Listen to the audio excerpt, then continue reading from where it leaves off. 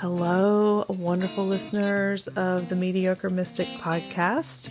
My name is Meliea. I am a friend of Grace's, and I am your mystical midwife, moon maven, card reader, and I am so honored once again to be reading for all of the listeners of the Mediocre Mystic podcast and my beautiful, beautiful, gorgeous friend Grace, who I haven't seen in way too long. Today I'm Happy Lunar New Year.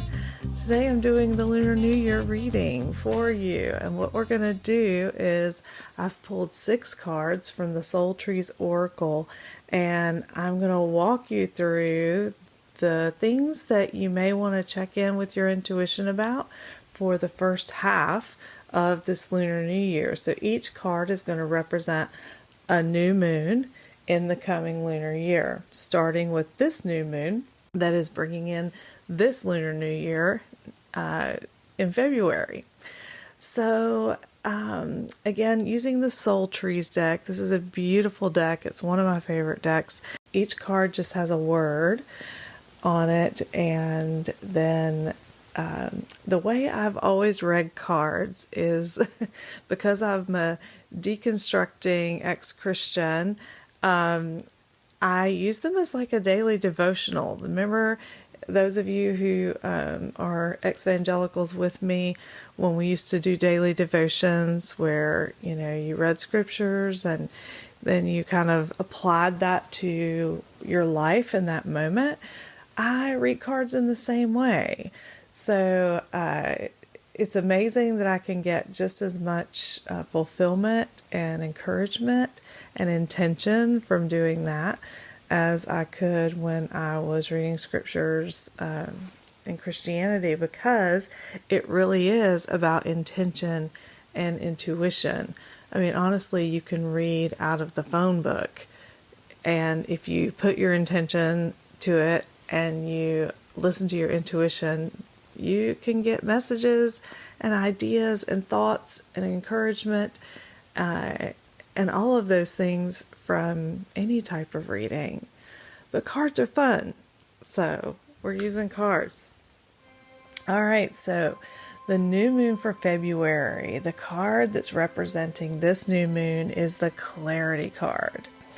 This card is kind of telling us, like, it is time to get new glasses. Like, we have been seeing blurry stuff. Like, you've been squinting your eyes, you've been, holding things far away so that you can try to see them clearly. You're looking through the glass and the windows need to be washed. Like, we need to be seeing all the details that we've probably been overlooking because we haven't been getting that clarity. Like, there are some things that are beautifully clear. They're going to be beautifully clear when we wash the windows finally and put on those new glasses and we get a look and we're like, oh my gosh, look at everything I've missed. The colors are brighter, and we're going to see some of that and experience some of that. But we're also, some things are going to become painfully clear. Like, oh wow, there's a detail that I missed that's really important. So some things that maybe, stir up in our soul a little bit of challenge, a little bit of soul searching, right? Maybe we're going to be forced to see the reality of some of the things that are around us. And again, the balance of that will be the detail and the beauty that we'll also see that we've been missing. So when you are setting your new moon intentions for February, think about where do you need clarity right now? What do you need to see more clearly? And let that just come to you, and then set your intentions around that. And just remember, don't shy or run away from the challenges. Move into them, lean into them, let that clarity lead you into your deepest intuition, your deepest intentions, and get you moving forward. It's a great way to start the new year, is with the Lunar New Year, is with the clarity, right? So then we move on to the March new moon, which is on March the 10th. And I pulled the healing card for the March new moon. So we've gotten our clarity. Like, again, I always read cards in the form of a story when I'm reading multiple cards. So we've gotten our clarity. Now, like I said, some of that clarity was going to be painful clarity, and some of it's going to be beautiful clarity. Now in March, we're talking about healing. So, and this is not as much healing of wounds per se as it is restoring and renewing what we kind of neglected. So we were focusing in February about the clarity and things that we might have been missing. And so now we're talking about places where we might need healing that just need more attention. So think about roots, right? Think about nourishing roots. We need water. We need to restore and renew the roots. So I've just recently replanted some African violets, and I've also got some orchids right now, and I'm having to make sure they don't become root bound, because that will kind of starve the plant, right? And so making sure that our roots are in good condition for the growth that is coming. It's not quite time to bloom yet, okay? It's still March. Now, I don't know where you're listening from, but here in the South, we could still get a good freeze in March. So it's not quite time to bloom, but we want to use this time to become stronger and more resilient. So the question you want to ask yourself at the March new moon is, what does growth look like for me? What does blooming, coming into bloom, look like for me? And what kind of root system do I need to nourish to allow that growth? Right? So do you need deeper roots? Do you need bigger and stronger roots? Do you need roots that spread out really far? What kind of foundation do you need for the growth that you want to see? One of the popular things that people, or two of the popular things that people in the calendar new year make as part of like resolutions are usually things around health and wellness or money, right? So if you're needing to make more money and you're wanting to make more money, like, where do you need to root down in order for that to be possible? So it's about more than just doing things on the surface. Like, you got to deal with, what are the issues around money that go deep for you, and nourish the roots before you're going to actually be able to enjoy the blooms or the fruits. Same thing with health and wellness. Like, we can read all the things and come up with a plan and know what to do, but if we don't really get down to the roots of why haven't we been caring for ourselves, if we don't get to the bottom of that, then it's really hard to get those beautiful blooms to show up. So March is our time. That lunar cycle is going to be our time to find those answers and nourish those roots. Then we move into April, spring. This is an exciting card, the adventure card for April. And this card is asking us, and you can see the picture of this if you go to the show notes. Basically, this is telling us to branch out. No pun intended. We need to branch out. The adventures are found by usually going just outside of our comfort zone, by kind of When I think of adventure, I think of things like when I was young, like roller coasters and things that were a little bit scary, but also thrilling, right? So we have to branch out. The change that we want to see comes when we have to allow new growth. So what you want to ask yourself for the April new moon, which will come on April the 8th,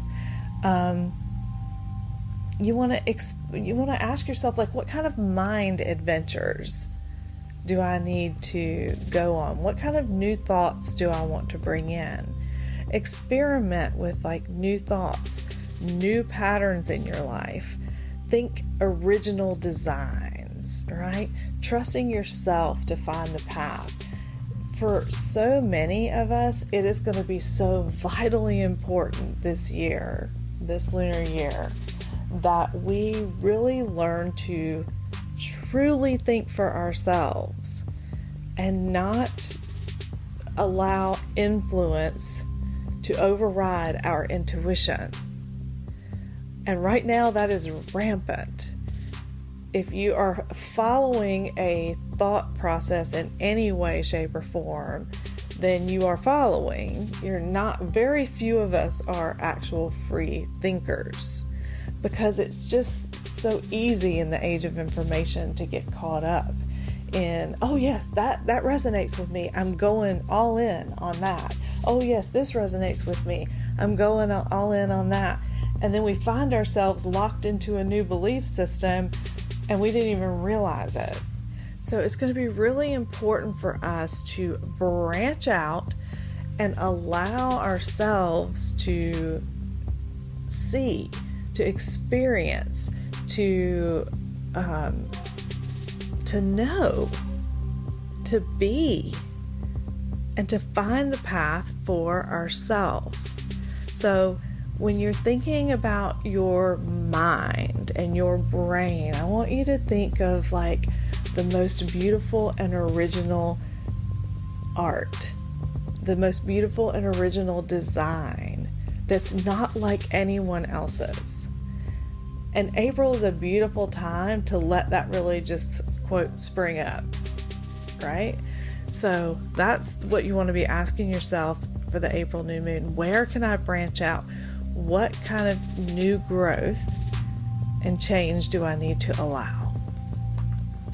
Coming into May, so all that will happen in April, all that new stuff, that's a lot, right? So we want to then, in May, have a time of release. Because anytime we go through change, anytime we branch out, anytime and we've gone through a cycle here, we've gone from clarity to healing and nourishing our roots to adventure and branching out. And now, we're in that place of like, whew, all right, what do I need to let go of? Because as new things come into our lives, we start seeing the things that have been holding us back all along, right? So we want to release, but release is not just letting things go. Sometimes it's letting things out. Sometimes it's no longer keeping them in. So part of what you want to ask yourself under the May 7th new moon is, what do I need to do? What do I need to put out there into the world? In what ways do I need to let myself be seen and heard? Is it time for me to tell my story? Not everybody has to do a podcast, okay? But maybe you start sharing on your social media. Maybe you share part of your heart. Maybe you share the process of change that you've been going through. It's going to be really important for us to connect to each other in that way this year. So this is like your time to create the new album of you, like uncut, right? Wherever you want to do that, whether that's in a blog, it's in social media, whether it's just in photos, like whatever it is, what do you need to put out into the world? And you know what that thing is. You know that thing, because here's what happens when when that knowing comes to you. You kind of get this desire to say something, but then you start overthinking it. You're like, oh, well, what will so-and-so think? And what will these people think? And will I offend these people? And all of that comes in, and then you overthink yourself into holding it all in. And so the May lunar cycle will be the lunar cycle for you to release that you've been holding and putting that out into the world. So your question under the May new moon, what do I need to put out there? How do I let myself be seen and heard? Moving into June, we have the inspiration card. This is all about writing down the days, okay? Becoming inspired through journaling, through collecting our thoughts, literally collecting our thoughts together. So in the day and age of social media and all of those different things, just good old-fashioned journaling has somewhat fallen by the wayside for a lot of people. It's going to be time to reconnect to that, to free write, to paint, to do art, to get out into nature, like to do those things that really don't require the digital, and that kind of bring us back to our origins. So letting that be our inspiration, because that's where it all began, right? So finding our inspiration. So under the June new moon, the question you want to ask yourself is, how can I connect back to my thoughts, my ideas, my creativity? And like I said, maybe that's you get a new journal and a new set of really cool pens, and you do that. Maybe you start journaling again. Maybe you buy some canvases and some paints and you are creating art.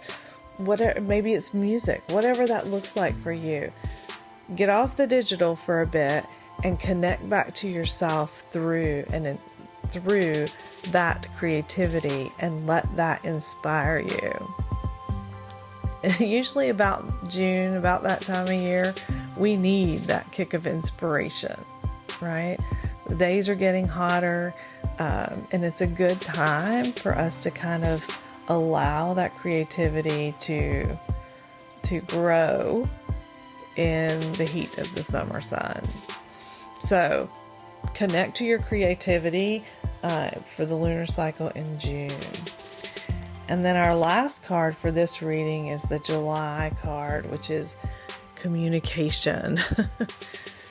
I have a feeling by July, with this being an election year, communication is going to be a hot fucking mess. So it's not surprising to me that this card is coming up. So the question we want to ask ourselves under the July new moon is, what is the kind of communication I am listening to? What is the kind of communication I am putting out there? Because what we want to do is think connection. We want to let our communication be connecting. Now, does that mean that we just don't say anything that would offend anybody? Or no, that's not even possible. But what it means is that the intention behind my words, my actions, the things that I do that communicate to other people, the intention behind those is compassion, understanding, education, knowledge.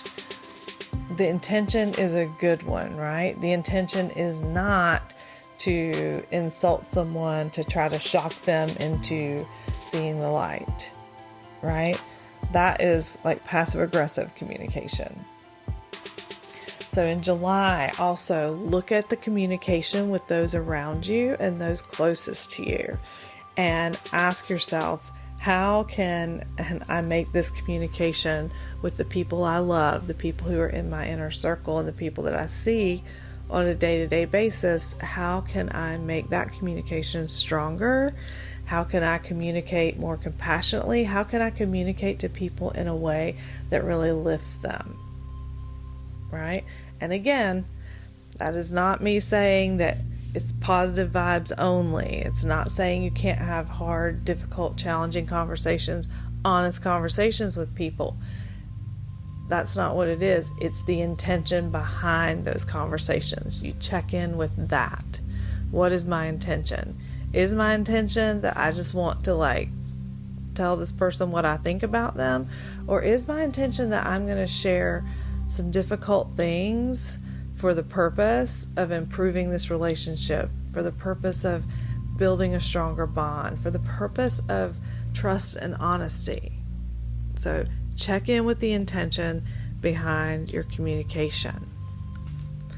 That's a pretty strong start to the beginning of this, to the first half of this Lunar New Year.